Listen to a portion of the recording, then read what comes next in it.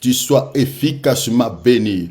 Père Saint, alléluia, Hosanna, Hosanna, Hosanna, Hosanna au plus haut des cieux, Hosanna celui qui vit à jamais, Hosanna celui qui demeure Dieu, Hosanna celui qui est le Tout-Puissant, celui qui est ma vie, celui qui est notre vie, celui qui est notre force, celui qui nous fait vivre. Jésus, mon âme te dit merci. Seigneur, mon âme t'adore. Seigneur, mon âme t'exalte. Seigneur, mon âme te rend, Seigneur, cet hommage, parce que tu mérites la grandeur, tu mérites la puissance, tu mérites l'enthousiasme, tu mérites le succès, tu mérites la grandeur, tu mérites tout ce qui est dû à un Dieu. Oh, à toi l'honneur, la grandeur et la puissance. Merci pour la santé, merci pour le souffle de vie, merci pour la sécurité, merci pour tout ce que tu réalises dans la vie de chacun de nous, dans la vie de mes frères et sœurs, dans la vie de nous tous. Je ne peux que, Seigneur, te dire merci. Je ne peux que te dire un grand merci. Je ne peux que te glorifier. Je ne peux que t'élever. Je ne peux que t'exalter. Pour tout, Seigneur, à toi l'honneur, à toi la gloire, la grandeur et la puissance. Qui est comme toi, qui est... Oh, alléluia, alléluia, pour t'adorer. Alléluia, Seigneur, pour t'élever, Seigneur, pour t'adorer.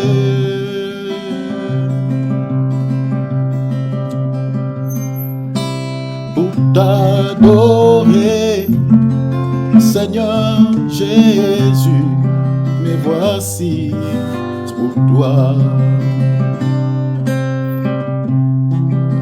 Pour t'adorer, oh Seigneur, pour t'adorer.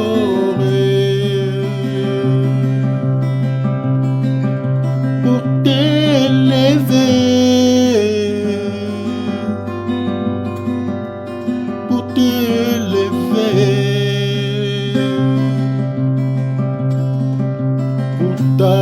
t'adorer, Seigneur Jésus, me voici pour toi. Oh, oh, merci Seigneur, alléluia, alléluia. Oh, oh, oh, merci Seigneur, alléluia. Oh, oh, merci Seigneur. Touche-moi Seigneur, touche-moi Jésus, touche-nous Papa, touche-nous Jésus, touche-moi. Que ta puissance touche ma vie, mon esprit et mon inanga. Motema nange zolue, motema nange zolue, oh, nazokoka te kobomba, nazokoka te kokanga ye, oyo ndozali Nzambe o. Fidèle à bomoi na ngai,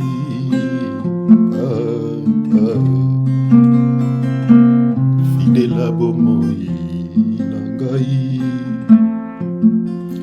Tu es l'amour de ma vie, tu es l'amour de mes enfants, tu es l'amour de mes frères et sœurs. Sois béni Père pour tout ce que tu es pour nous. Fortifie nos genoux, fortifie nos mains. Donne-nous la force, Saint-Esprit, de rester toujours dans ta présence. Seigneur, nous avons tant de problèmes. Nous avons pas mal de soucis. Nous avons pas mal de situations qui nous compliquent un peu la vie. Mais Seigneur, qui peut nous délivrer de cela? Par quelle voie, Seigneur, nous pouvons être délivrés? Si ce n'est par la voie de la prière. Et quand l'ennemi... Alléluia.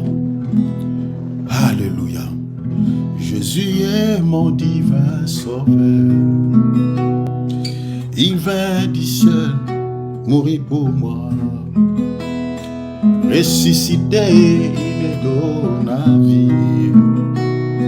Je me sens obligé de le chanter. Jésus est mon divin sauveur. Il vient du ciel mourir pour moi. Ressuscité, il me donne la vie. Je me sens obligé de le chanter. Il est mon sauveur, il est mon rocher, les lys de la vallée, la rosée des Sarons. Il est l'alpha et il est l'oméga. Jésus, il est tout en tous. Il est mon sauveur, il est mon rocher, les lys de la vallée, la rosée des Sarons. Il est l'alpha et il est l'oméga. Jésus, il est tout en tous. Jésus, loba Yesu, iloba moko pona ye, loba Nzambe, iloba moko pona nga, nakomi nasuka ye.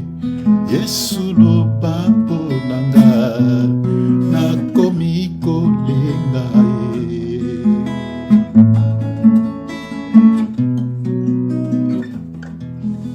Nous allons faire connecter. Je prie pour tous. Je prie pour chacun de nous. Je prie, Père, que tu nous aides, que tu nous soutiennes, que tu nous délivres de toute imposition de l'ennemi. Je suis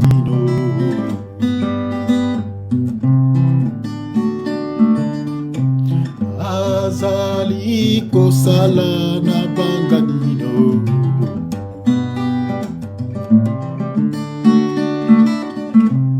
Azali kosala na banganino.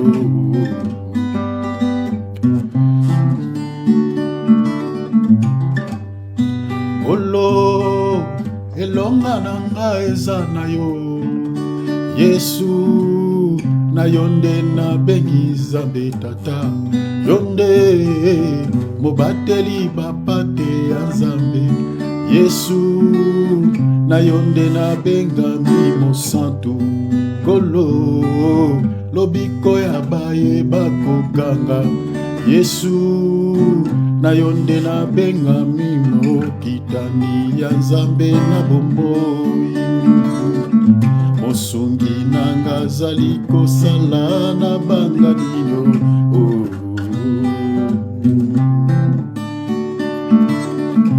Azali kosala na banganini.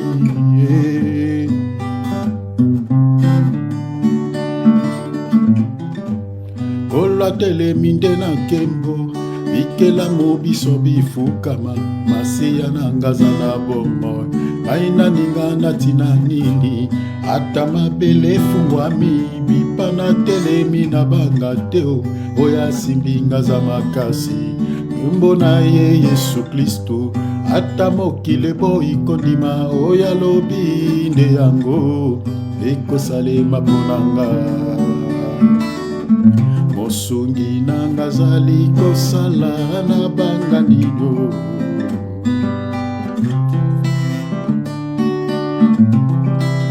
Azali kosala na banganino.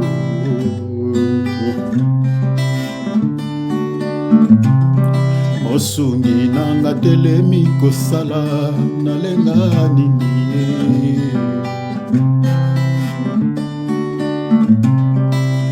Azali kosala na banganino.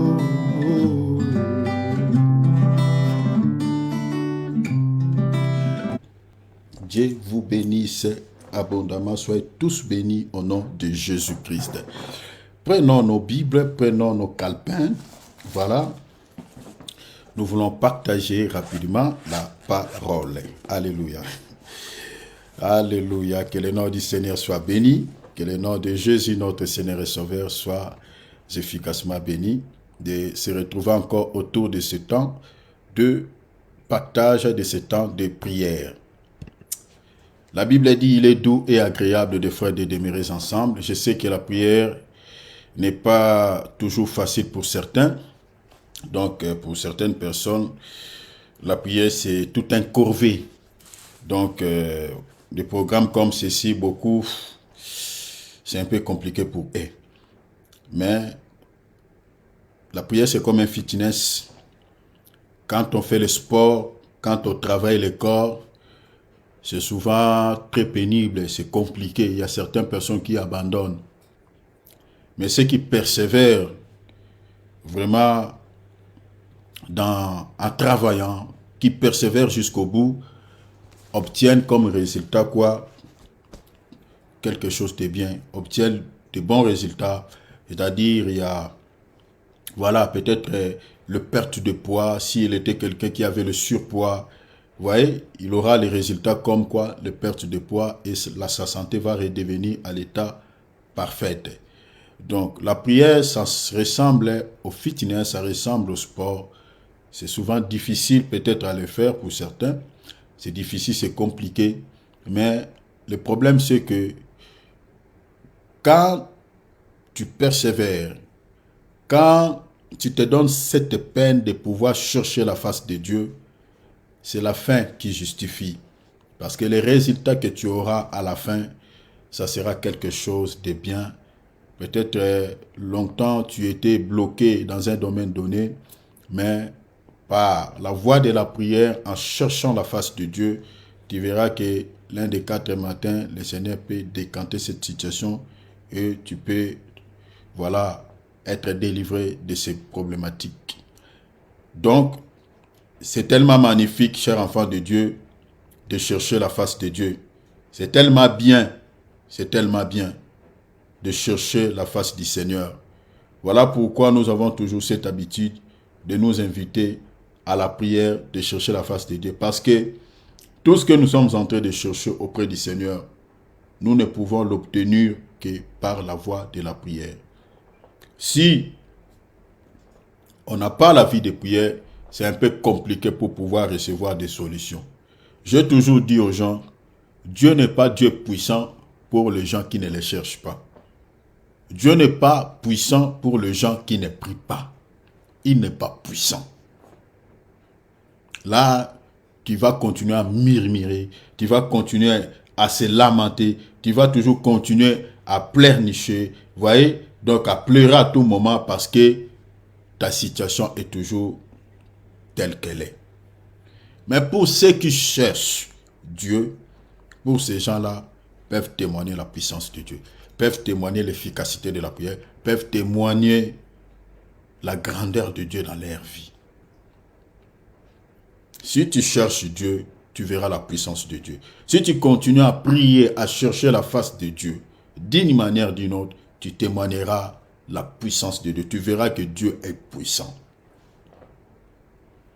Mais si tu croises les bras, ça sera un peu compliqué pour que tu vives la puissance de Dieu.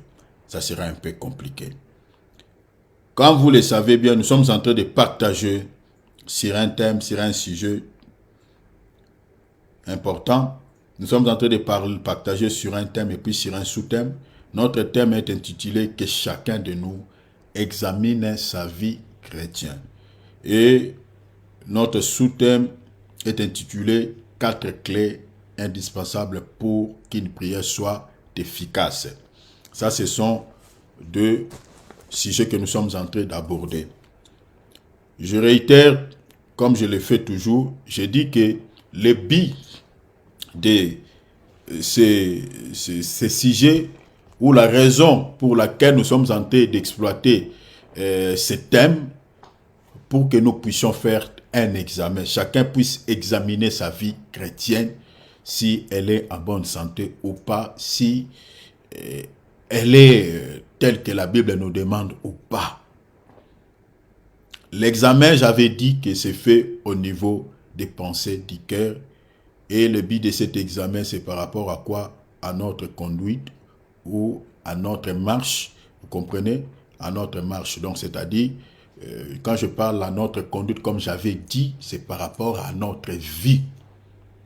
Par rapport à notre vie. C'est-à-dire, la conduite ici, c'est toute une vie. C'est-à-dire, une personne est assise confortablement, voilà, dans une vie quelconque, voilà, il trouve que cela est normal.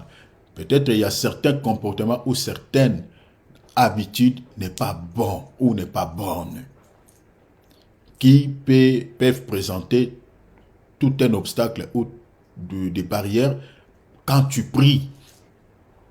Parce que je parlerai sur les 4 clés dont j'ai énuméré. Je crois que si Dieu le veut, peut-être demain déjà ou la semaine prochaine, on va déjà toucher déjà sur ce point.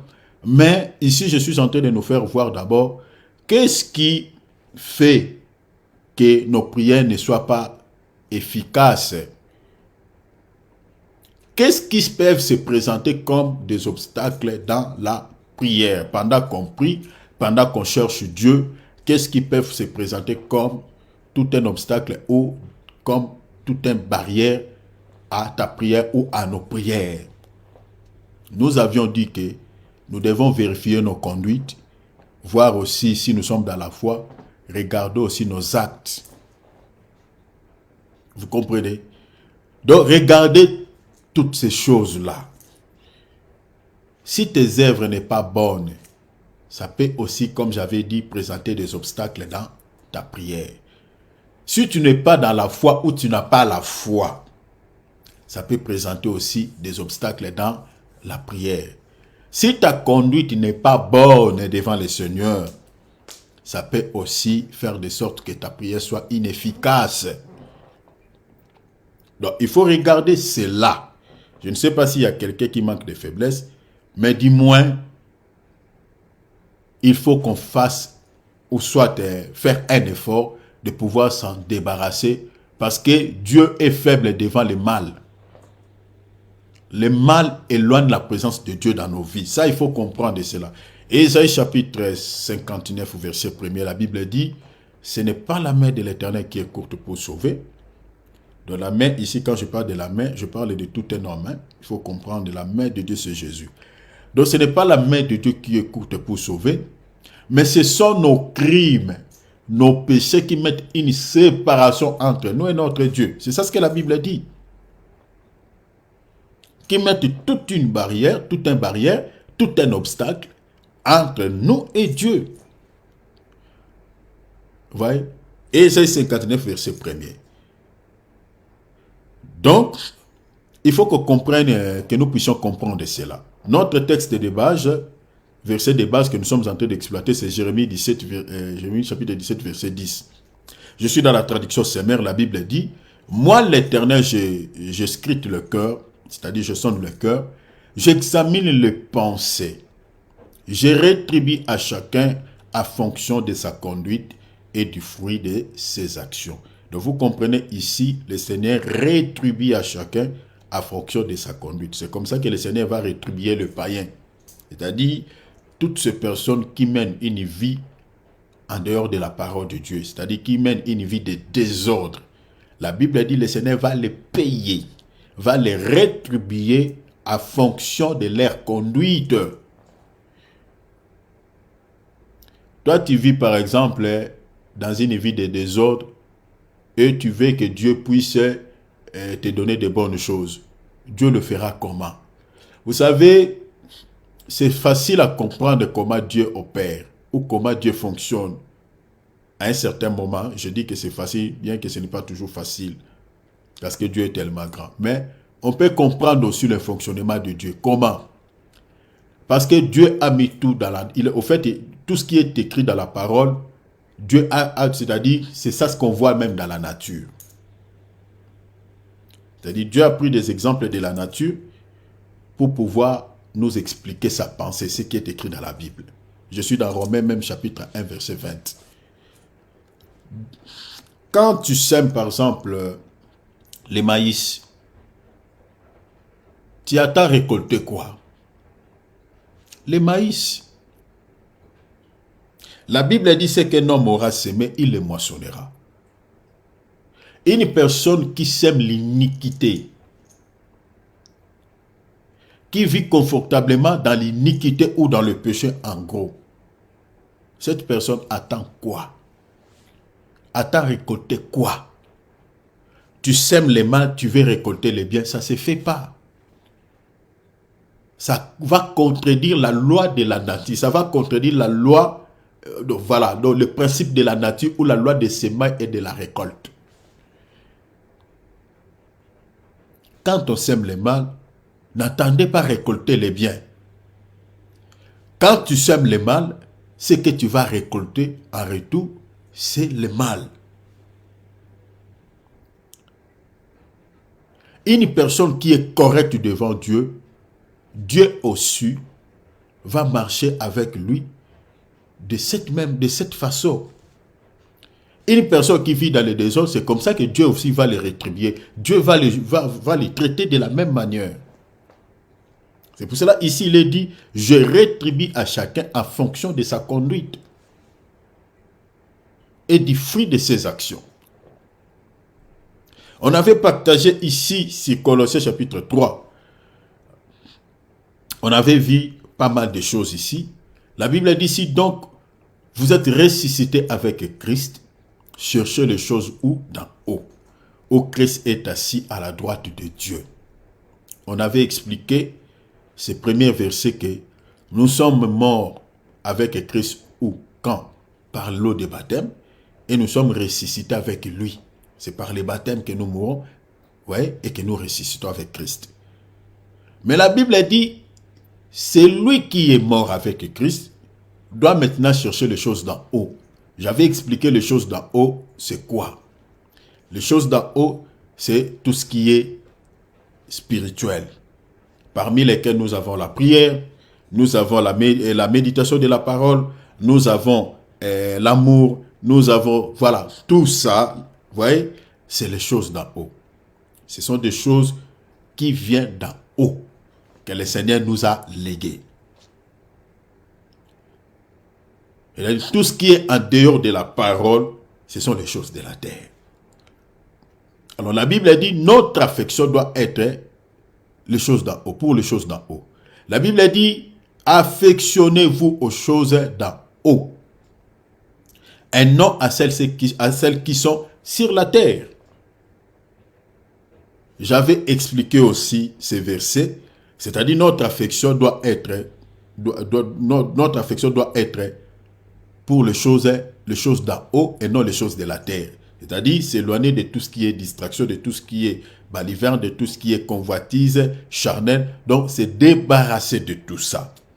Mais nous devons plus s'affectionner ou s'attacher aux choses spirituelles qui ne sont rien d'autre que les choses d'en haut. Dans le verset 4, le Seigneur dit, il dit, quand Christ votre vie paraîtra, alors il paraîtra aussi avec lui, il paraîtra aussi avec lui dans la gloire. Faites donc mourir, verset 5, faites donc mourir les membres qui sont sur la terre. Ici, l'apôtre Paul est en train de nous exhorter en disant, il faut faire mourir certains membres qui sont sur la terre. C'est-à-dire, ici, l'apôtre Paul, quand il s'adressait aux Colossiens, l'apôtre Paul avait constaté qu'il y a certains membres de certains bien-aimés dans le Seigneur qui n'étaient pas morts. Malgré, dans le verset 1er, l'apôtre Paul dit, si nous sommes morts avec Christ, cherchez les choses d'en haut. Mais l'apôtre Paul a fait constat, il dit, vous devez tuer quelques membres qui sont sur la terre, c'est-à-dire qui sont liés à la terre. Aujourd'hui, il y a certains enfants de Dieu qui suivent le Seigneur, mais il y a encore quelques membres, quelques parties de leur corps qui sont toujours liées au monde, qui sont toujours liées à la terre. C'est ça ce qu'on appelle même l'Odyssée.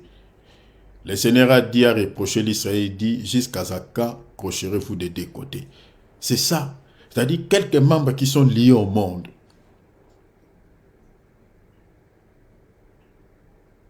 Il y a certains membres qui sont tués, Mais quelques membres qui sont liés au corps, ça peut être quoi? Ça peut être peut-être les mensonges. Tu es dans le Seigneur, tu pries, tu as tout abandonné, mais ta langue n'est pas délivrée. C'est ça. La langue est un membre. Ça fait partie des membres qui sont dans le corps, qui n'est pas délivré. Il faut faire mourir ces membres-là. Ta langue doit mourir comme tous les autres membres qui sont morts.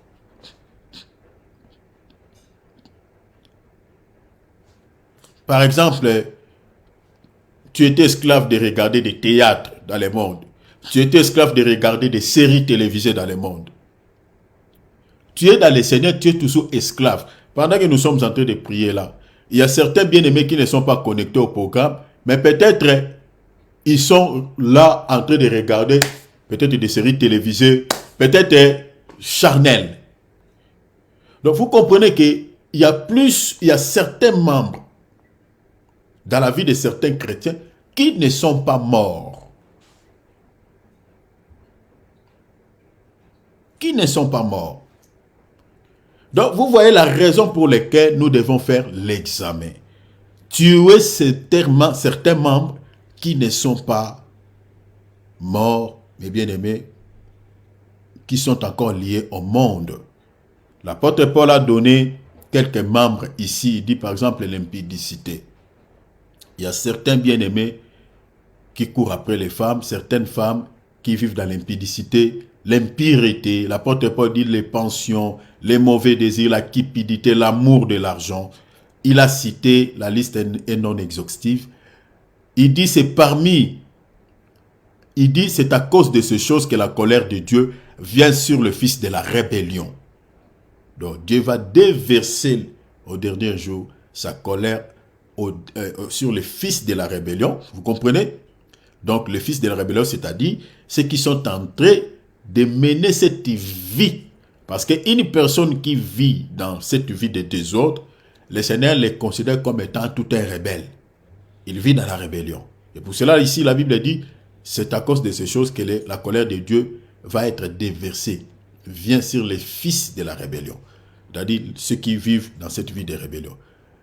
La Bible dit, parmi lesquels vous marchez autrefois. Autrefois, on était dans tout ça.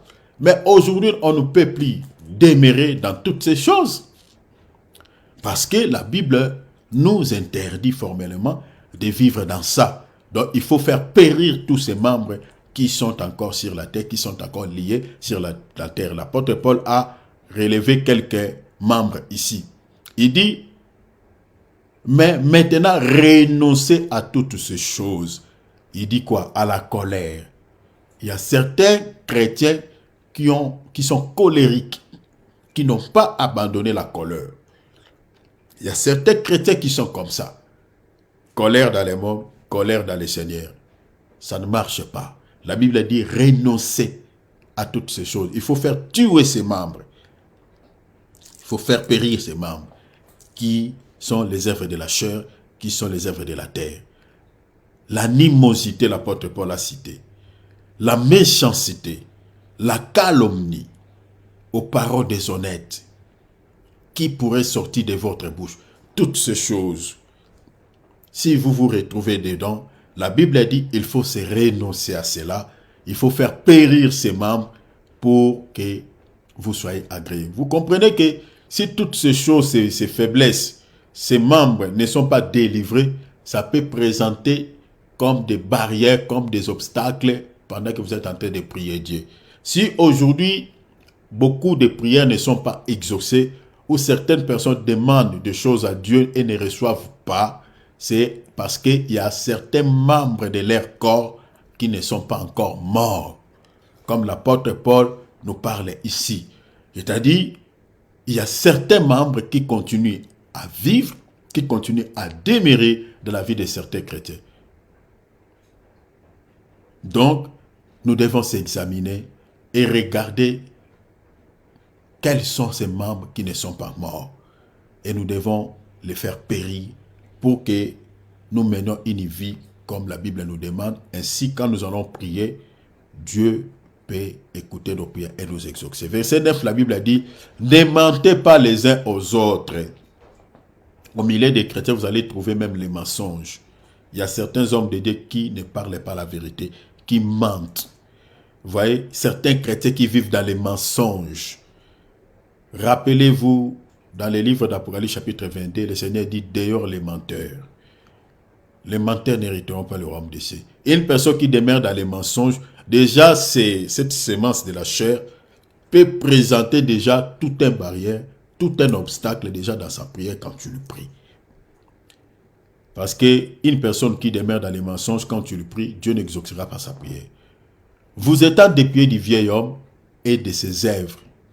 Verset 10, et ayant revêtu l'homme nouveau qui se renouvelle dans la connaissance selon l'image de celui qui a créé. C'est-à-dire, le vieil homme doit être tué. Le vieil homme, c'est quoi? C'est l'ancienne nature. Le vieil homme, c'est quoi? C'est la nature ancienne. La vie que tu avais avant de connaître Christ, cette vie de désordre. C'est ça ce qu'on appelle le vieil homme. Cette vie de dérèglement. Vous voyez? C'est ça le vieil homme. Cette nature doit être tuée. Et la Bible dit, nous avons revêtu l'homme nouveau. L'homme nouveau, c'est la nouvelle nature que Dieu nous donne. Vous voyez cela? La nouvelle nature que Dieu nous donne. On commence maintenant à produire de bons fruits, des fruits dits de la repentance. Je vais lire directement Romains chapitre 8. Notez Romains chapitre 8, verset 3. On va lire, souffrir un peu, on va faire beaucoup plus la lecture. On va lire jusqu'au verset 15. Voilà, souffrez un peu. J'aimerais que nous puissions vraiment lire beaucoup. C'est très, très important. Je suis dans Romains chapitre... On va beaucoup lire parce qu'il y a beaucoup de choses à dire là-dessus. C'est très important parce que nous devons s'examiner. Si on ne s'examine pas, on continuera toujours à pleurnicher, à pleurer. Seigneur, pourquoi tu ne m'exauces pas? Pourquoi quand je prie, je jeûne, je fais tout ce que la Bible dit, mais je ne vois. Mais bien aimé, si vous avez quelques membres qui ne sont pas morts dans votre vie, vous pouvez jeûner, vous pouvez faire autant de disciplines que vous voulez, il n'y a rien qui se passera. Il n'y a rien. Parce que il y a certaines faiblesses que nous avons qui sont tout un obstacle à nos prières. C'est pour cela, ici, l'examen est pour tout le monde. C'est-à-dire, il faut s'examiner, regarde ta vie chrétienne. Sois sincère avec toi-même. Parce que ça ne sert à rien de vivre une vie d'hypocrisie devant le Seigneur. Ça ne sert à rien. C'est toi-même qui vas souffrir. Avec Dieu, il faut marcher dans la vérité, dans la sincérité. Sois sincère devant Dieu. Regarde ta vie si ta vie est correcte devant le Seigneur. Examine-toi. N'attendez pas qu'on te donne une parole de connaissance. N'attends pas qu'on te donne une prophétie que oui, pasteur, le Seigneur est en train de me dire que tu es dans ça, tu es dans ça. Non. Non. Ton cœur est tout un prophète de ta vie. Ta conscience est tout un prophète de ta vie. Écoute la voix de ton cœur. La Bible dit, si vos cœurs vous condamnent, Dieu est plus grand que vos cœurs. Mais si vos cœurs ne vous condamnent pas, nous avons de l'assurance devant lui. Il faut écouter la voix de ton cœur. Qu'est-ce que ton cœur te dit? Te culpabilise par rapport à quelque chose, te reproche par rapport à quelque chose. Écoute la voix de ton cœur.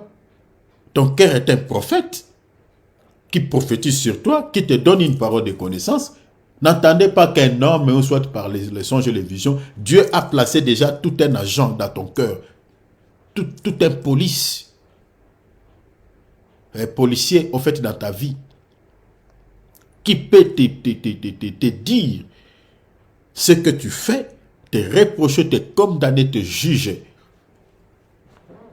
Romains 8, chapitre 8, verset 3. Car chose impossible à la loi, parce que la chair la rendait sans force. Dieu a condamné les péchés dans la chair. En croyant, à cause du péché, son propre fils dans une chose semblable à celle du péché. Verset 4. Et c'est la fin que la justice de la loi fit accomplir à nous. Regardez là où je suis en train de nous amener. Qui marchons. Voyez la conduite. On dit quoi? C'est enfin que la justice de la loi fit accomplir à nous. Nous qui marchons. Vous voyez, c'est là la conduite. Ou qui se conduisait. Qui marchons non selon la chair, mais selon l'esprit. Regardez maintenant. Verset 5. C'est en effet qui vivent selon la chair, s'affectionnent aux choses de la chair. Vous voyez cela? Donc, ceux qui vivent selon la chair, la Bible dit quoi? S'affectionnent aux choses de la chair. Donc, n'entendez pas quelqu'un qui vit selon la chair, s'affectionne aux choses de l'esprit. Ça ne se fait pas. La Bible nous le dit et nous le montre noir sur blanc. Une personne qui est charnelle aura toujours l'affection pour les choses de la chair. Vous comprenez? Donc si vous voyez que j'ai envie de donner pas mal de détails, mais je vous épargne des détails. Si vous voyez par exemple une personne qui ne prie pas, qui aime regarder seulement la télé, qui aime rester sur les réseaux sociaux tout le temps, qui n'a pas le temps de lire la Bible, c'est une personne charnelle. Il n'est pas spirituel. Parce que la spiritualité est liée je peux dire quoi, par rapport à ces deux rames. C'est-à-dire une personne qui prie, qui a la vie de prière et qui a le temps de méditer la parole, c'est une personne spirituelle. Au-delà de cela, on peut ajouter aussi la sainteté, la sanctification, tout ça.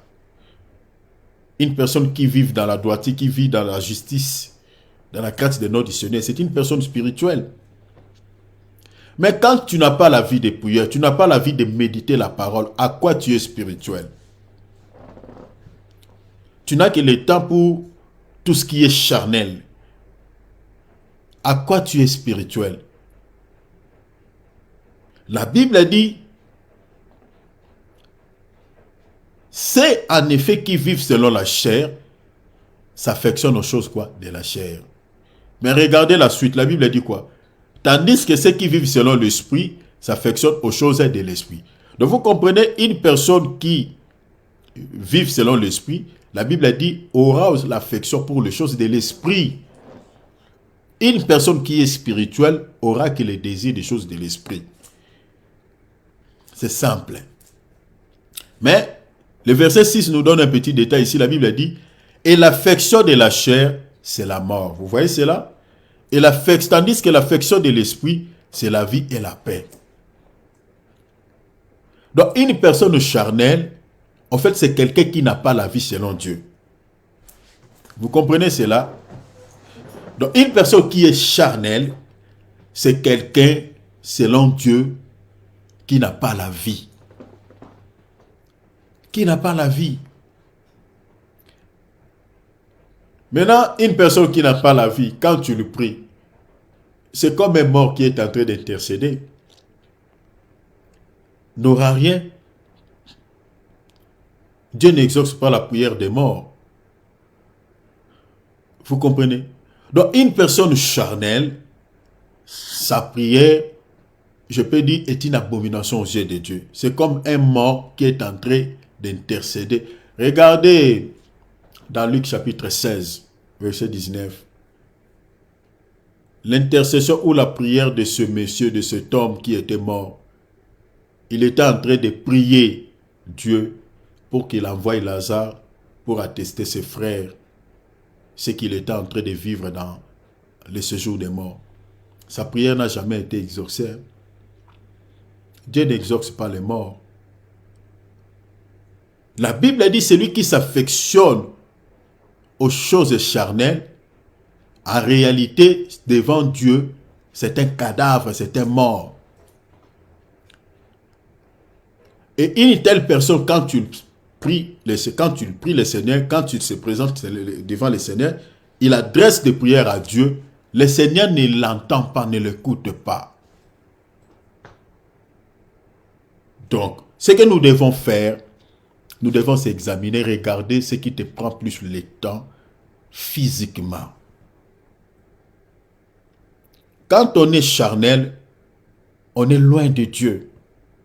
Quand on est spirituel, on est proche de Dieu.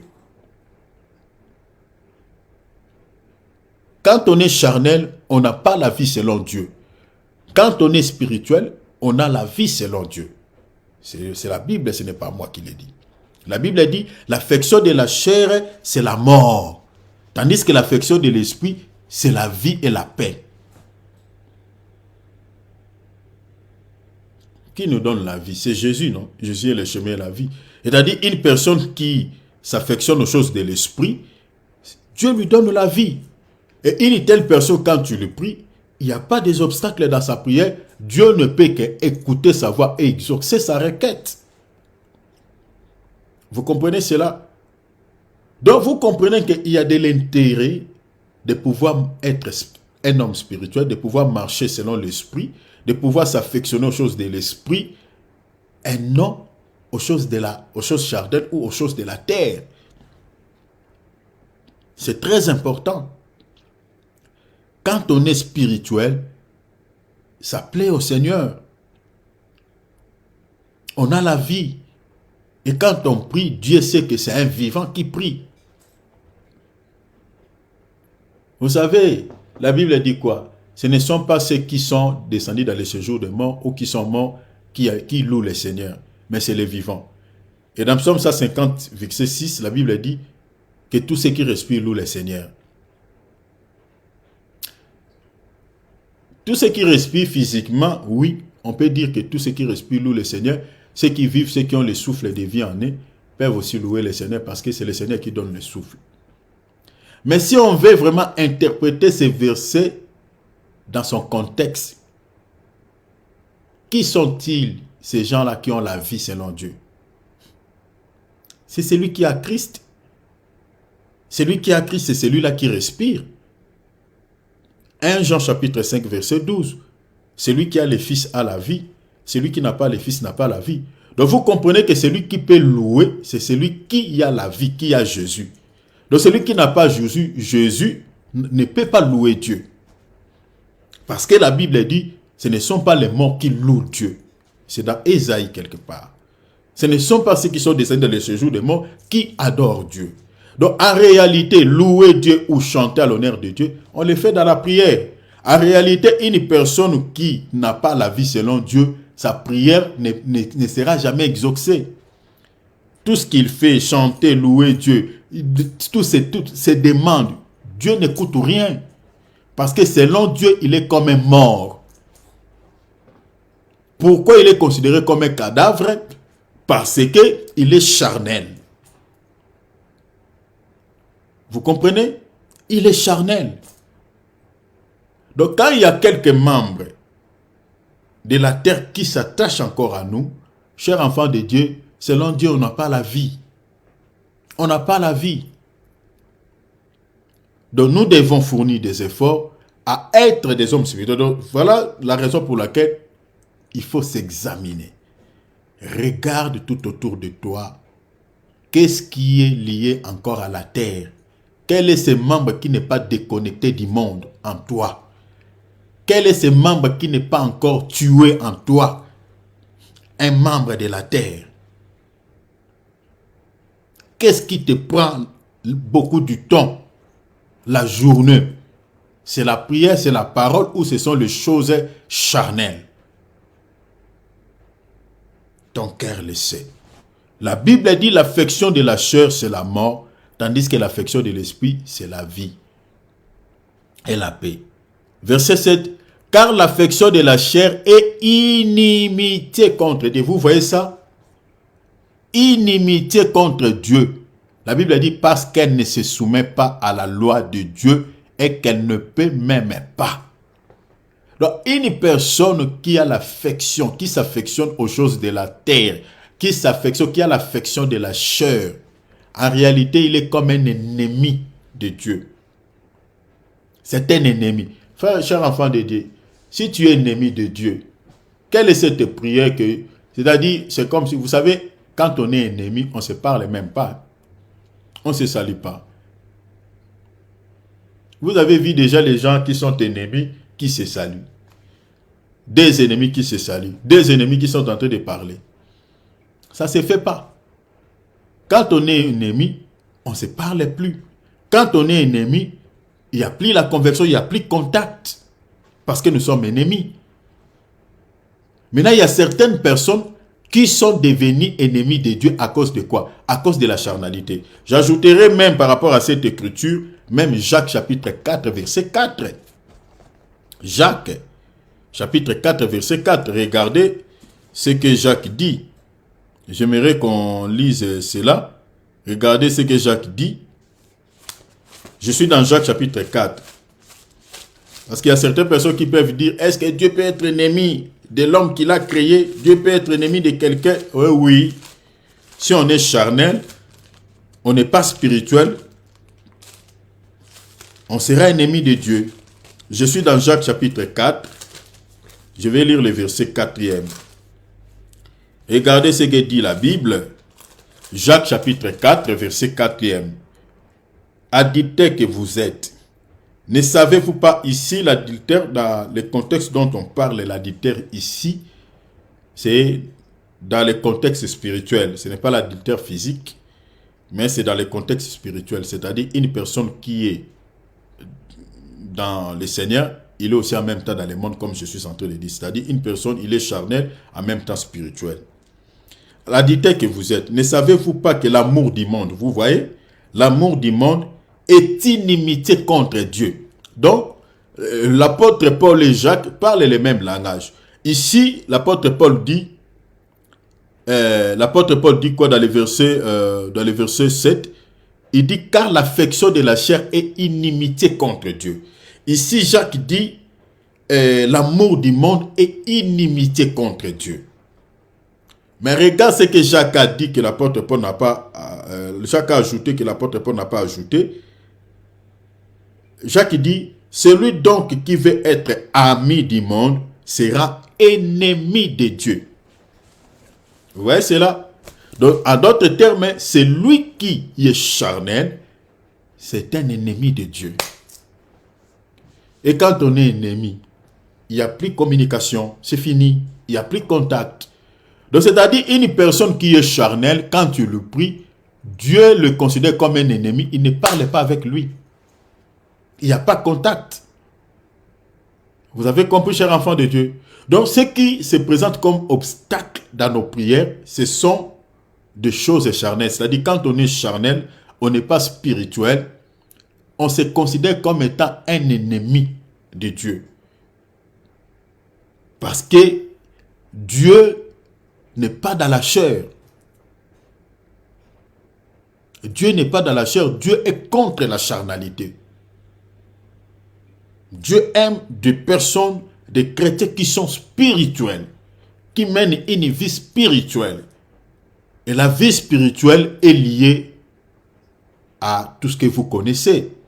La prière, comme je viens de dire, la méditation de la parole, la vie de sainteté, vous comprenez, la vie de la crainte de notre Seigneur, ce sont ces choses-là. Quand on est dans ça, Dieu t'aimera. Et quand tu pries, Dieu ne peut qu'exaucer ta prière, il n'y a aucune barrière.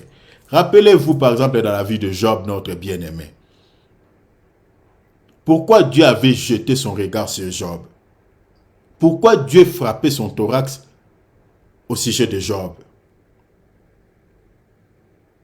C'était à cause de quoi? À cause de la crainte de notre Seigneur, à cause de son intégrité, à cause de sa droiture. Job était quelqu'un qui aimait la crainte de Dieu, qui était spirituel. Job n'était pas charnel. Lisez Job chapitre 1er, vous allez voir.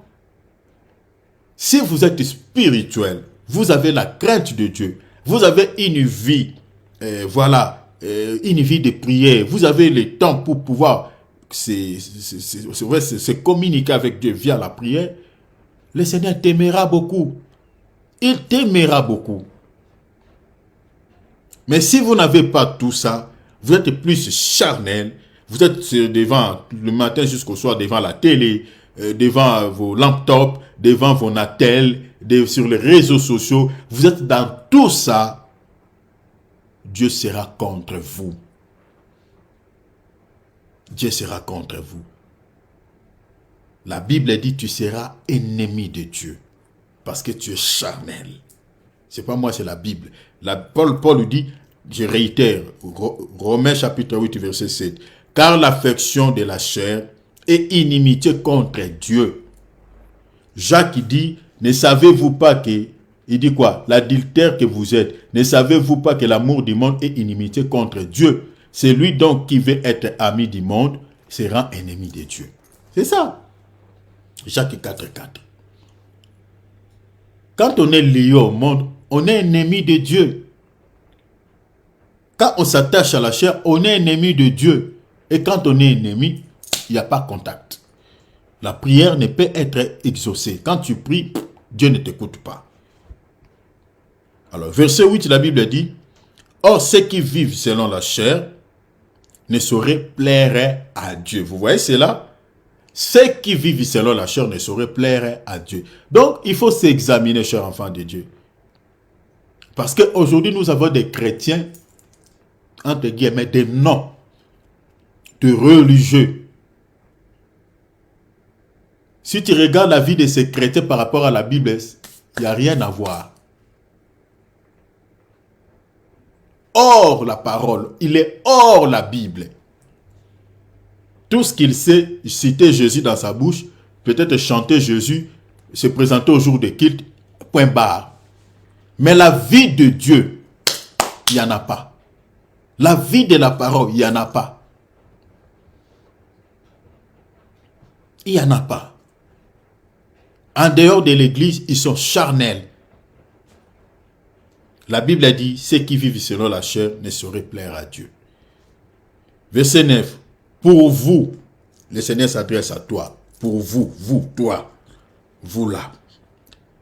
Vous ne vivez pas selon la chair, mais selon l'esprit. Si du moins l'esprit de Dieu habite en vous. Ici, l'apôtre Paul dit, si du moins l'esprit de Dieu habite en vous, ne vivez pas selon la chair, mais selon l'esprit. C'est-à-dire une personne qui a reçu le Saint-Esprit. C'est pour cela, ici, on peut comprendre ceux qui ont le Saint-Esprit et ceux qui n'ont pas. Comment expliquer quelqu'un qui a le Saint-Esprit, mais il ne vit que selon la chair. Il n'a que l'affection pour les choses charnelles. Ça ne se fait pas. La Bible dit, pour vous, vous ne vivez pas selon la chair, mais selon l'esprit, si du moins l'esprit de Dieu habite en vous. C'est-à-dire, l'apôtre Paul ici est en train de dire que, en réalité, une personne qui a l'esprit de Dieu en lui ne peut pas vivre selon la chair. Pourquoi? Parce qu'il a le Saint-Esprit. Pose-toi la question, toi tu as le Saint-Esprit. Pourquoi tu vis selon la chair?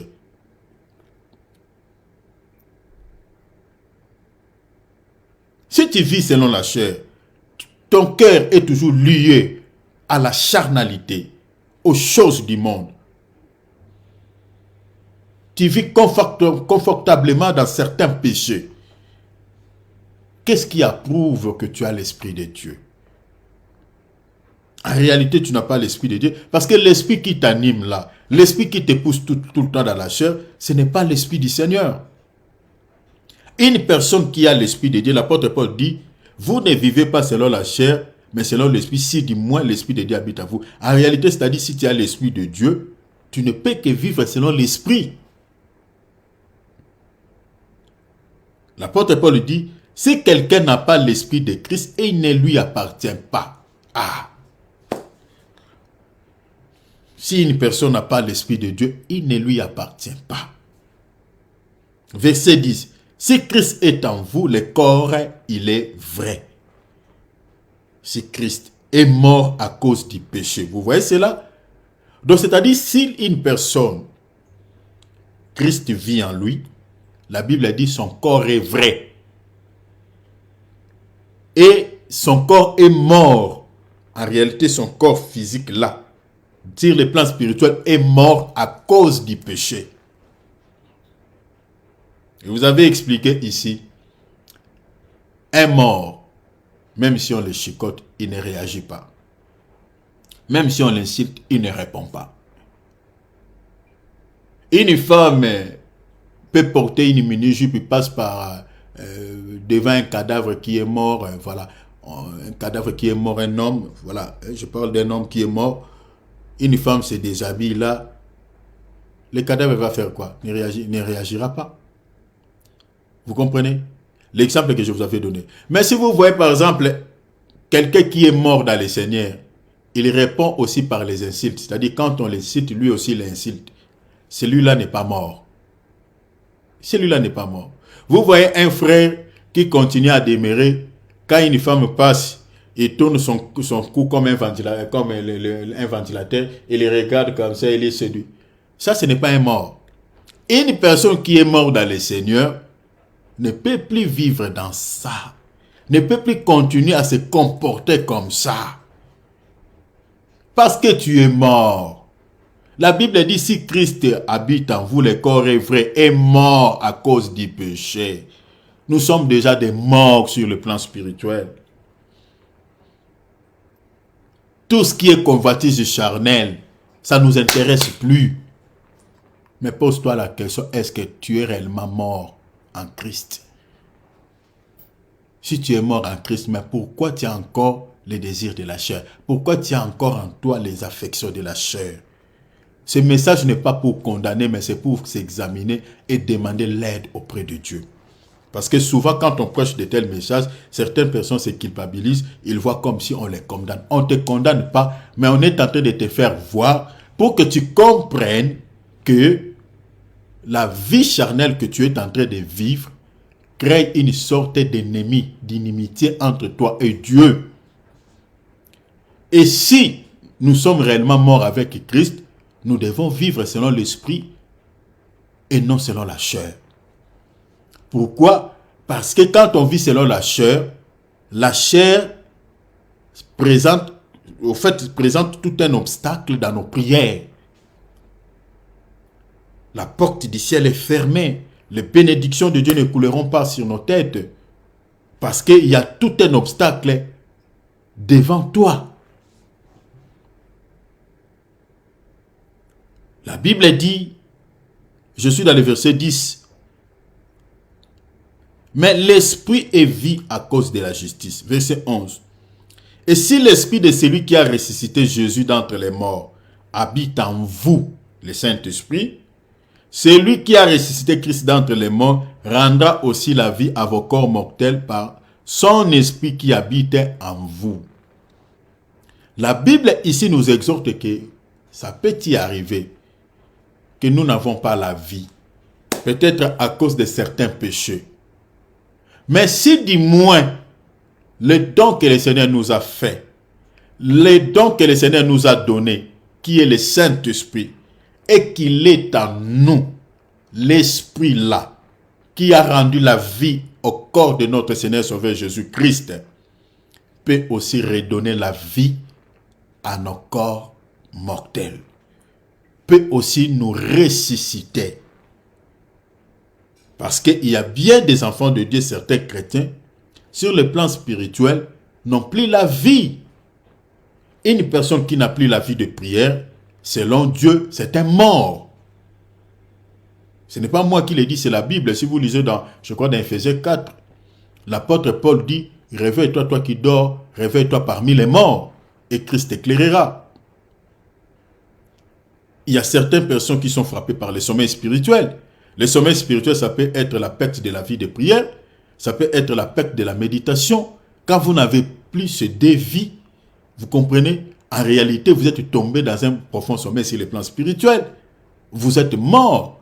Parce que ceux qui ne prient pas, ceux qui ne lisent pas la Bible, ce sont les païens. Les païens sont considérés comme des cadavres. Vous comprenez? Ils sont considérés comme des morts. Et si toi aussi, le diable te retire la vie de prière, la vie de méditation, en réalité, tu te ressembles aux païens. C'est pour cela que la Bible dit, réveille-toi, toi qui dors, réveille-toi parmi les morts. Vous comprenez? Réveille-toi.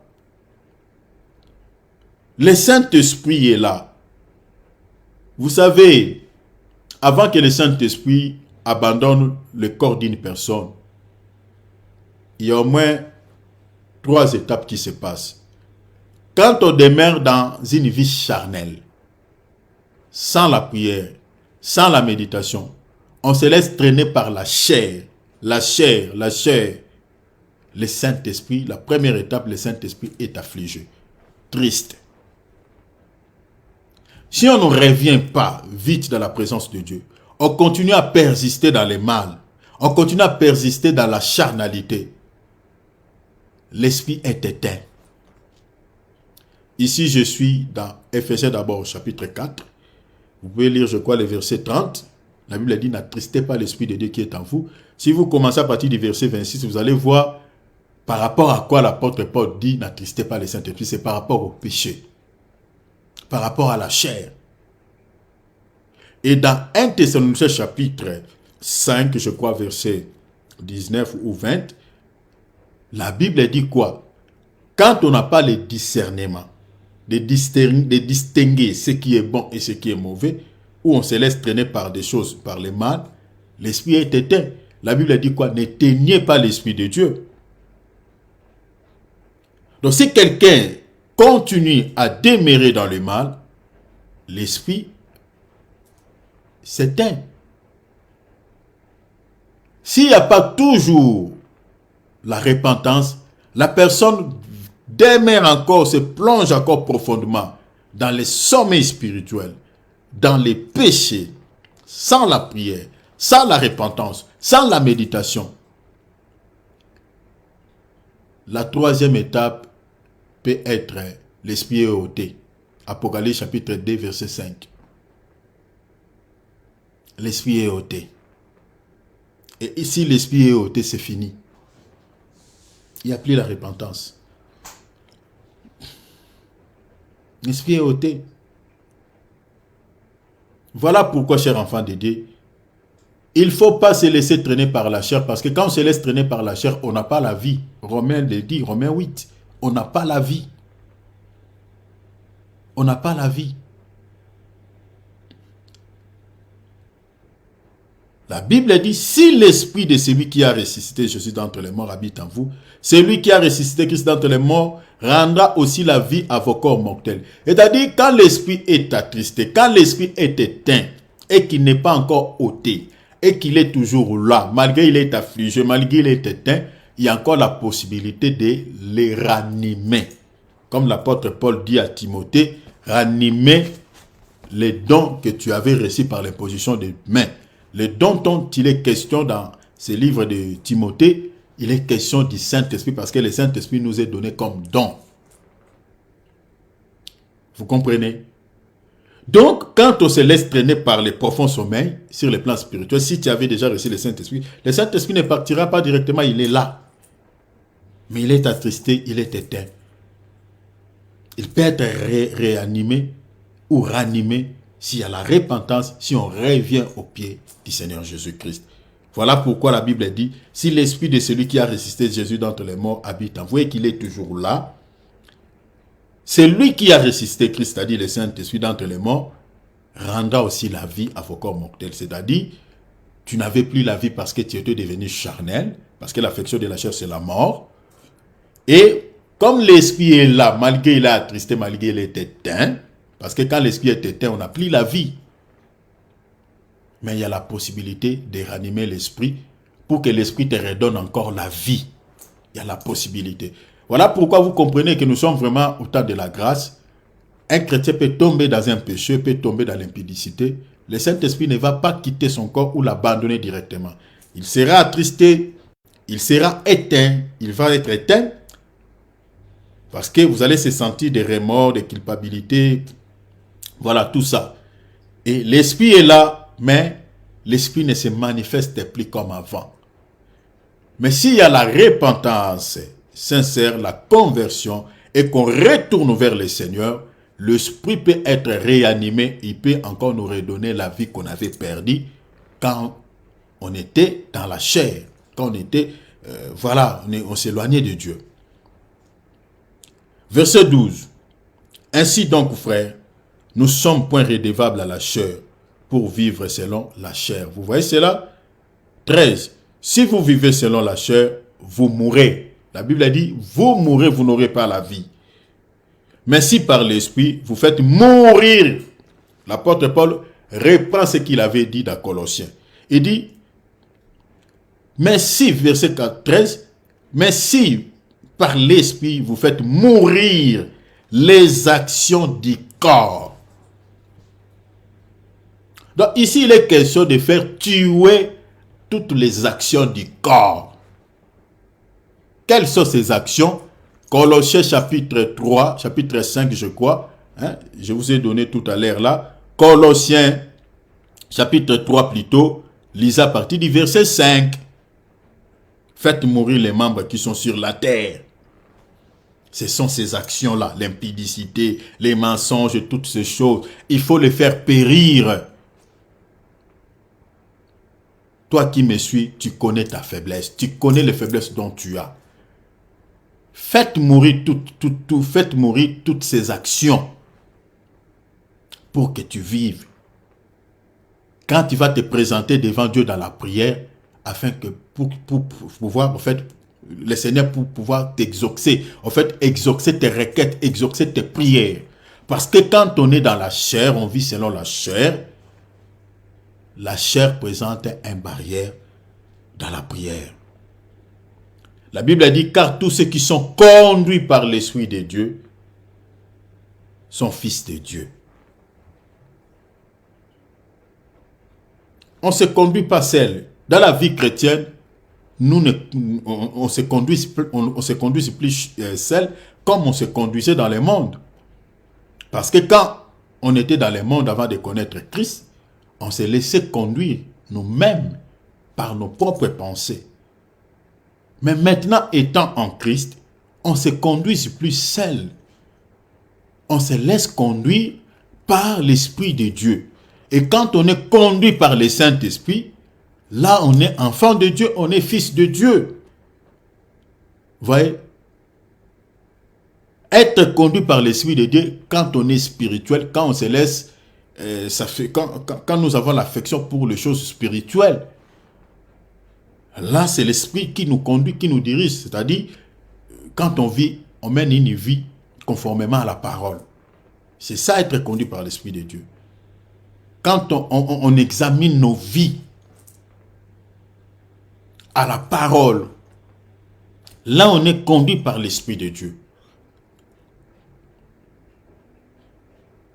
Mais si on se laisse traîner par la chair, on est à côté de la plaque, là, on n'est pas fils de Dieu.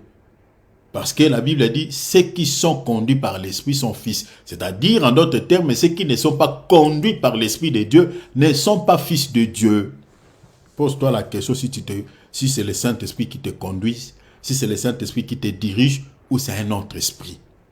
Parce que le diable aussi dirige les gens. Si c'est l'Esprit de Dieu, là tu es fils de Dieu. Quand tu vas prier, le Saint-Esprit ne peut qu'exaucer tes prières. La Bible dit, et vous n'avez pas reçu un esprit de servitude pour être encore dans la crainte, mais vous avez reçu un esprit d'adoption par lequel nous crions Abba Père. Pour terminer, nous allons lire Galates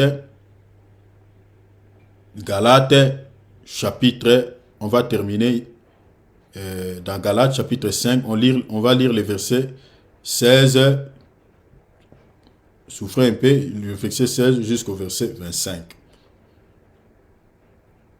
Je dis donc, marchez selon l'esprit et vous n'accomplirez pas les désirs de la chair. L'apôtre Paul, il y revient. Vous savez, Dieu bénisse notre apôtre. Dieu bénisse l'apôtre Paul. Regardez dans Colossiens ce qu'il dit. L'apôtre Paul est en train d'exhorter les Colossiens d'être spirituels et non d'être charnels. Il vient chez les Corinthiens. Il exhorte de pouvoir s'affectionner aux choses spirituelles et non aux choses terrestres. Il vient encore aux Galates. Il réitère la même chose. Chers enfants de Dieu. Donc vous voyez qu'on lit Colossiens, Corinthiens, Galates. Regardez, la Bible est en train de nous exhorter de pouvoir être spirituel. Chers enfants de Dieu, quand on est charnel, tu seras ennemi de Dieu. Quand tu es trop, je ne sais pas comment dire, donc, c'est-à-dire ton cœur est lié au matu-vie, ton cœur est lié au matériel, ton cœur est lié aux choses de ce monde. Tu te rends ennemi de Dieu toi-même. Comme je viens de dire, quand on est ennemi, il n'y a plus contact. C'est-à-dire, cette inimitié va créer tout un obstacle même dans tes prières. C'est par rapport à ça que nous sommes en train de s'examiner. Enlever ces obstacles-là. Éviter d'être charnel. Éviter s'attacher au monde. Éviter cela. On plaire trop. Des fois, on pense que voilà, c'est les hommes de Dieu qui n'ont pas la puissance. On pense que voilà, c'est parce que notre église, il n'y a pas l'onction. Non. À part la prière de l'homme de Dieu, toi-même tu peux prier. Si tu es correct avec Dieu, Dieu aussi peut t'exaucer depuis chez toi. Si tu es spirituel, même chez toi là, sans passer par les hommes de Dieu, toi-même tu peux prier le Seigneur peut t'exaucer. Parce qu'aujourd'hui, il y a quelque chose qui se passe dans les têtes des chrétiens. C'est comme si c'est les hommes de Dieu qui détiennent les clés d'exaucement de toutes les prières. Mais non, que ce soit l'homme de Dieu, votre pasteur, que ce soit toi fidèle, tous nous avons un seul médiateur qui est Christ. Il y a pas, ce n'est pas un pasteur qui est un médiateur entre les hommes et Dieu, non, c'est le Seigneur Jésus. Même l'homme de Dieu, lui aussi va plaider auprès du Seigneur au sujet de toi. Ce que toi tu vas faire, c'est ça ce que l'homme de Dieu aussi va faire. Donc si tu as une vie de sainteté, tu peux aussi demander quelque chose à Dieu. S'il n'y a pas de barrière, le Seigneur t'exaucera. Si aujourd'hui l'action du Saint-Esprit est rétrécie dans la vie de plusieurs chrétiens, on ne voit plus la main de Dieu comme au temps des anciens ou comme au temps des apôtres. C'est parce que nous sommes tellement charnels. Nous sommes charnels. Nous ne sommes pas spirituels. C'est ça la vérité, chers enfants de Dieu. La Bible dit, je dis donc, marchez selon l'esprit, je suis dans Galates 5,16, et vous n'accomplirez pas les désirs de la chair. Car la chair a des désirs contraires à ceux de l'esprit, et l'esprit en a des contraires à ceux de la chair. Vous voyez? Des désirs opposés. La chair veut regarder la télé, mais l'esprit veut méditer la parole. Mais là, qu'est-ce qu'on va faire? On se laisse traîner par l'esprit. Au lieu de regarder la télé, je vais prendre le temps de méditer la parole. Parce qu'il y a de l'intérêt quand je suis spirituel, quand je médite la parole, quand je prierai, je vais me présenter devant Dieu. Le Seigneur va m'aimer, le Seigneur va exaucer mes prières.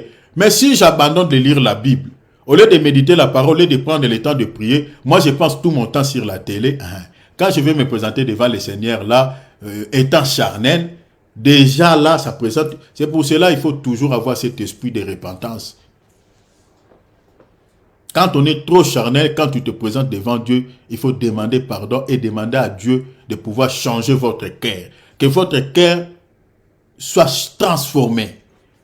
Ne soit pas attaché au matériel, ne soit pas attaché à la chair, au monde, mais soit plus attaché au Seigneur.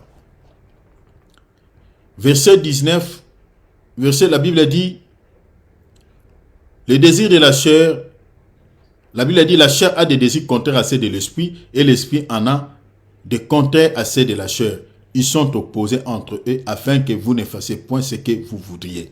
Verset 18, si vous êtes conduits, vous voyez, si vous êtes conduits par l'Esprit de Dieu, vous n'êtes point sous la loi. Vous voyez, l'apôtre Paul revient encore.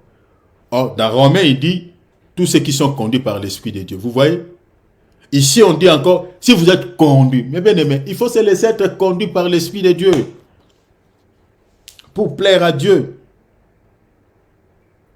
Vous n'êtes point sous la loi. Verset 19. Or, les œuvres de la chair sont manifestées. Ici, l'apôtre Paul maintenant donne toute une liste des œuvres de la chair. Tout ce que l'apôtre Paul a cité ici, si vous êtes dans ça, par quelle magie vous voulez que votre prière soit exaucée? Romains chapitre, je crois, chapitre 3 ou chapitre 6, verset 23, la Bible dit, tous son péchés sont privés de la gloire de Dieu. Les péchés nous privent de la gloire de Dieu. La gloire de Dieu, c'est notre délivrance. La gloire de Dieu, c'est le succès, c'est la réussite. Quand la gloire de Dieu descend, ça descend pour décanter nos situations. Ici, l'apôtre Paul a étalé toute une liste. Il dit, oh, les œuvres de la chair sont manifestées. Ce sont l'impudicité, l'impureté, la dissolution, l'idolâtrie, la magie, la sorcellerie. Il y a des chrétiens sorciers. Les inimitiés, les ennemis, les querelles, la jalousie, l'animosité, les disputes, les divisions, les sectes. La liste est non exhaustive. Verset 21. L'envie, l'ivrognerie, les excès de table, tout ça. L'apôtre Paul dit, et les choses semblables. Parce que la liste n'est pas finie. Il y en a tellement. Il dit, je vous dis d'avance, comme je l'ai dit, que ceux qui commettent de telles choses n'hériteront point le royaume de Dieu. Déjà la porte du ciel est barricadée. Mais maintenant, si ceux qui commettent de telles choses n'hériteront point le royaume de Dieu, comment voulez-vous maintenant ceux qui commettent de telles choses, leurs prières soient exaucées? C'est impossible. C'est impossible, chers enfants de Dieu. Nous devons s'examiner, abandonner la chair, abandonner d'être charnel, tuer quelques membres qui sont liés à la terre, tuer quelques membres qui sont attachés au monde, les faire périr au nom de Jésus. Un, pour que nos prières soient efficaces, pour que Dieu exauce nos prières. Deux, c'est aussi pour notre salut. Verset 22. Mais les fruits de l'esprit, vous voyez, l'affection pour l'esprit. Regardez ce qui est spirituel. Affectionnez-vous aux choses d'en haut. Affectionnez-vous aux choses de l'esprit. Mais les fruits de l'esprit, c'est l'amour. Vous voyez, quand on demeure dans l'amour, voilà, la paix. Recherchez la paix avec tous. Un enfant de Dieu ne vit pas en ennemi avec les gens. Non. Recherchez la paix, la réconciliation, la patience, avoir un grand cœur. Vous comprenez? Un grand cœur. Savoir avoir... Ça, c'est important aussi pour nous, les enfants de Dieu. Parce qu'il y a des enfants de Dieu qui ne supportent pas les autres. Avoir un grand cœur. La bonté. Il y a certains chrétiens qui ont un mauvais cœur. Je ne sais pas comment quelqu'un peut être chrétien en même temps avoir un mauvais cœur. Je ne sais pas. Ça ne se fait pas. Si du moins tu as l'Esprit de Dieu, tu dois avoir la bonté. Tu dois être bon. La bénignité, la fidélité et la douceur. Vous voyez? La tempérance, la maîtrise de soi. La loi n'est pas contre ces choses. La Bible dit, verset 24, que ceux qui sont en Jésus-Christ ont crucifié la chair. Vous voyez ça?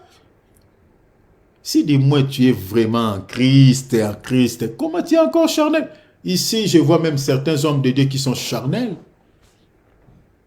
Qui sont charnels. C'est malheureux. Et les chrétiens. Ceux qui sont en Christ, la Bible dit, ont crucifié la chair. Pose-toi la question. Tu es charnel. Tu es tout le temps dans les choses du monde. Tu es tout le temps les yeux toujours braqués au monde. Est-ce que tu es vraiment dans le Seigneur?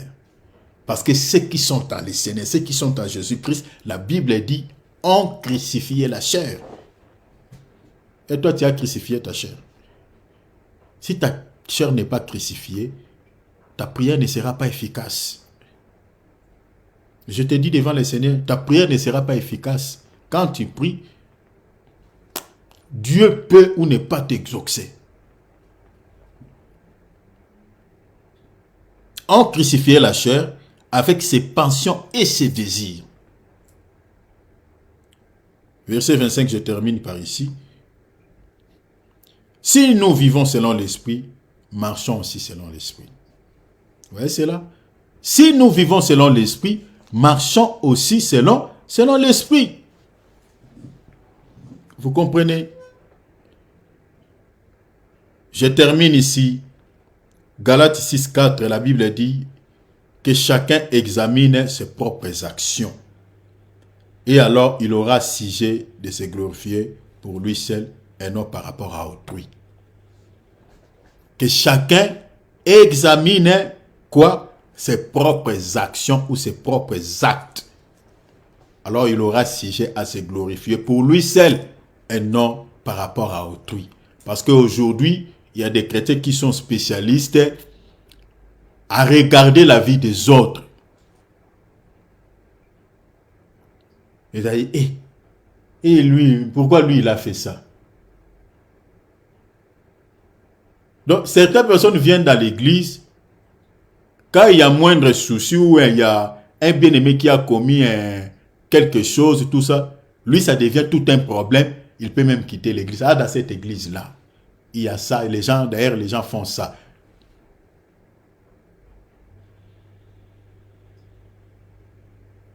Ça devient tout un obstacle. Et toi-même. Il y a certains qui critiquent les autres.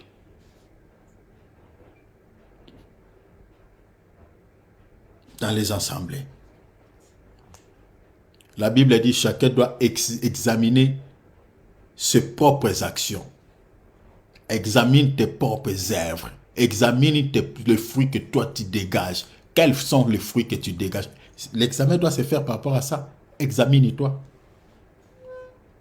La Bible dit, et alors tu auras le sujet de pouvoir se glorifier toi seul, et non par rapport aux autres. Je m'arrête ici. Vous avez compris ce qui se présente comme un obstacle. Quand on est charnel, cher enfant de Dieu, je vous dis devant le Seigneur, quand on est charnel, cher enfant de Dieu, on est loin de Dieu.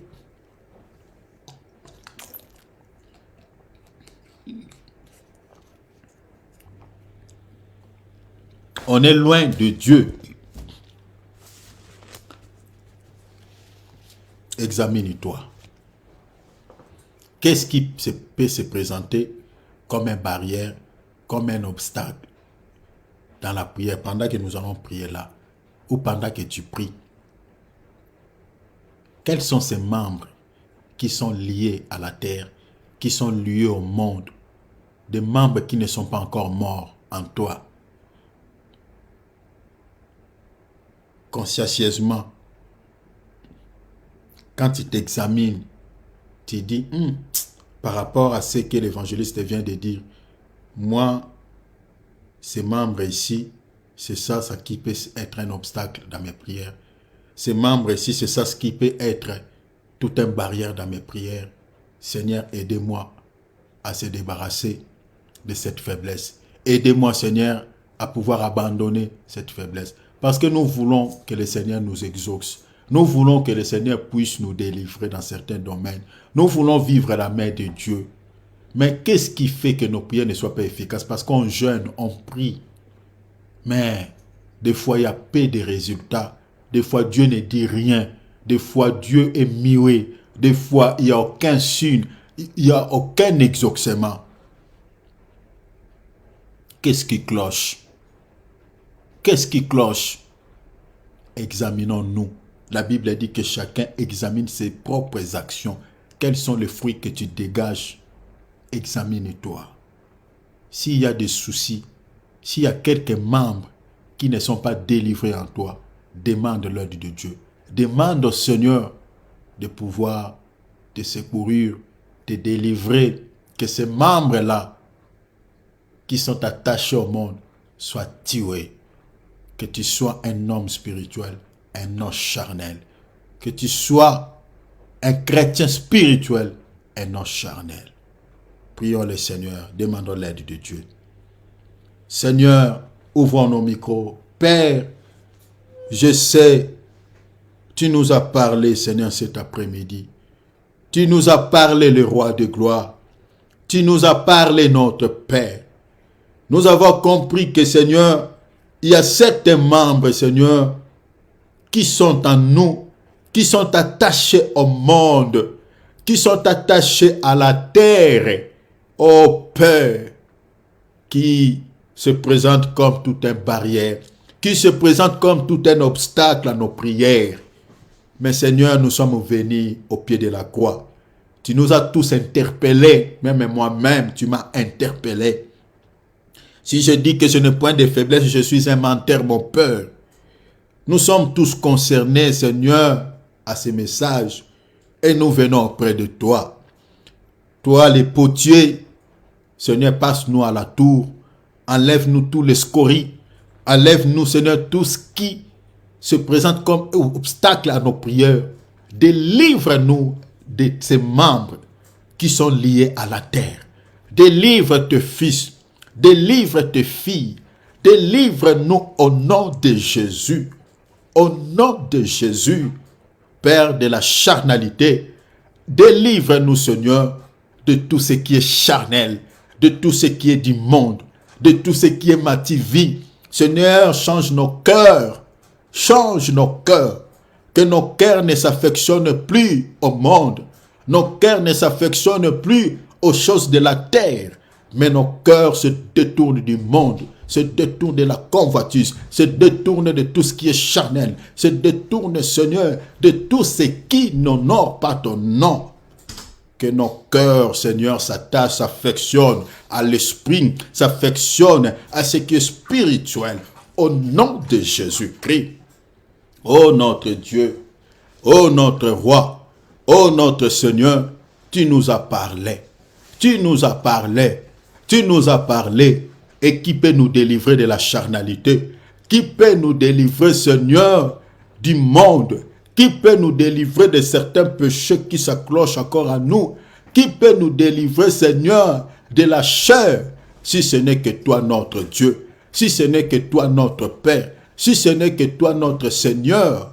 Délivre-nous de la charnalité. Délivre-nous de la charnalité. Que nous devenions spirituels. Que nous soyons des hommes et des femmes spirituelles.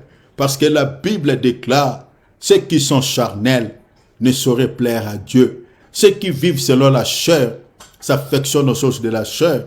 L'affection de la chair, c'est la mort. Mais l'affection de l'esprit, c'est la vie et la paix. Seigneur, que nous soyons des hommes et des femmes spirituelles. Parce que, Seigneur, nous avons besoin que tu nous exauces. Seigneur, nous avons compris qu'il y a des choses qui se présentent comme des barrières. Il y a des choses qui s'attachent encore à nos vies, à nos corps, qui se présentent comme des obstacles, Seigneur, à nos prières. Seigneur, voilà pourquoi nous nous sommes venus vers toi. Pour que tu nous délivres de tout ce qui est charnel. Que tu nous délivres de ces membres qui s'attachent encore à la terre. Que ces membres soient tués. Que ces membres soient morts. Au nom de Jésus-Christ. Et accorde-nous, Seigneur, la vie de l'esprit.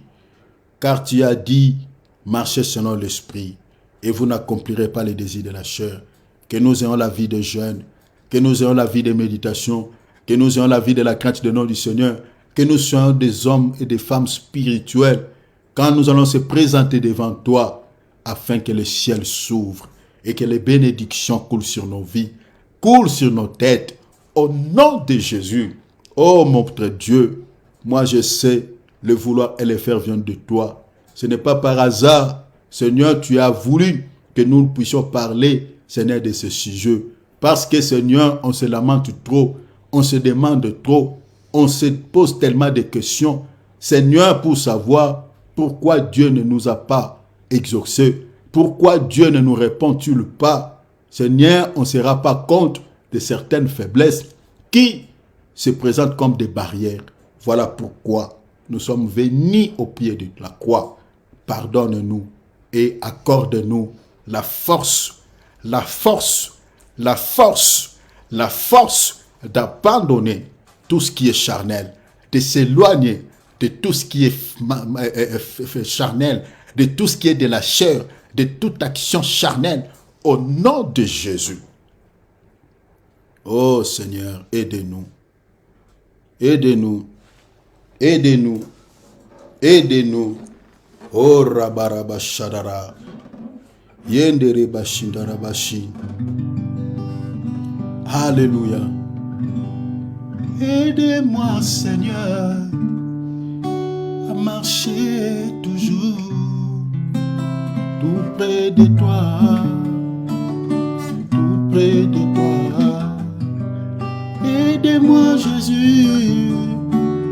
consacrer tout